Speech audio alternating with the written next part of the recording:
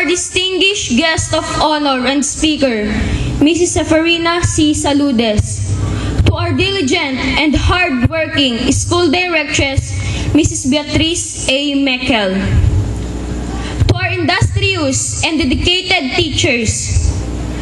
To our happy parents, with special mention to those fathers and mothers not able to make it this evening to witness our graduation ceremonies. My dearly beloved classmates and schoolmates, visitors, ladies and gentlemen, good evening. This year's graduation theme for all graduates is The Graduates, a partner towards a transformational society, an answer to societal change. We, therefore, the graduates, are faced with a big challenge.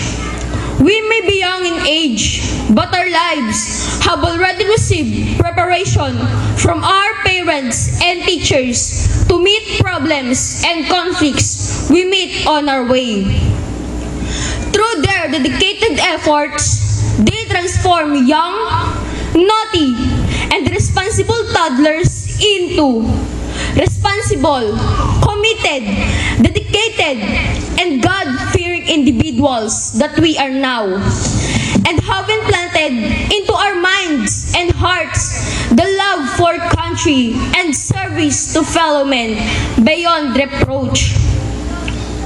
For the duration of the 6 years that we stayed under the care of the Holy Child School and the unfailing guidance of our teachers, we have been equipped with skills, talents, knowledge, and capabilities to prepare us to face higher levels of learning, so that young as we are, we may become assets instead of liabilities in our own homes and in the society as a whole. We will never fail the beautiful expectation of our teachers and parents in correcting our manners, our speech and behavior, and in filling our minds with loads of thinking wisdom and working abilities to make our studies in the next higher levels of education easy, fruitful, and productive.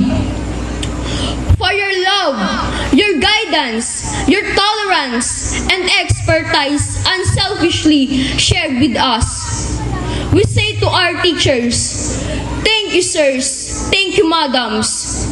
We will always be grateful to you.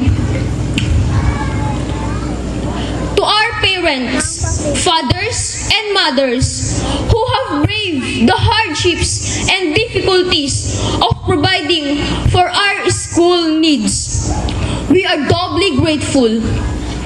I feel nostalgic tonight as I think of my own father who, like many other daddy, fight the pain of loneliness and being separated from their loved ones, working far away, employments for a living. Daddy, I love you, and from the deepest chamber of my heart, I dedicate this graduation to you to cover up for a distance separating us. I did my best to do justice for all your sacrifices. But I'm very happy also because we have with us our mother, who stood father and mother to me, and my brother while daddy is away. Thank you, mommy, for your love and guidance. I love you. And to my beloved classmates, the Holy Child School has been a second home to us for 6 years. Let us not forget the days we spent with our teachers who were our second parents. Let us keep in our hearts and minds their kindness, their patience in dealing with us. We owe to them. We will always be grateful to them. And once more, kiss our teachers and say to them, maraming salamat po sa mga itinulong ninyo sa amin upang mapaganda at mapabuti ang aming buhay. To my classmates, my parting words are, God bless us. Let us always do our best in everything we do. Let us love our parents and teachers and make them feel proud that we are their children. May all our dreams come true. Thank you very much.